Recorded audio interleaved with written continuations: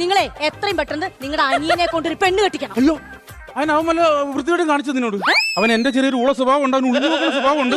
അവൻ അങ്ങനെ എന്തെങ്കിലും കാണിച്ചിട്ടുണ്ടെങ്കിൽ നീ പറയാം. ഒന്നുമല്ല, എന്നെ കൊണ്ട് ഈ തള്ളയെ സഹിക്കാൻ വയ്യ. നിങ്ങളുടെ അനിയൻ പെണ്ണ് കെട്ടുമ്പോ ആ പെണ്ണും കൂടെ വരും. ഞങ്ങൾ രണ്ടുപേരും കൂടെ ഈ തള്ളയെ ഒരു മര്യാദ പഠിപ്പിക്കും. അയ്യടി മനമേ, തീപ്പട്ടി കോലെ ഒരക്കമ്പ കത്തും.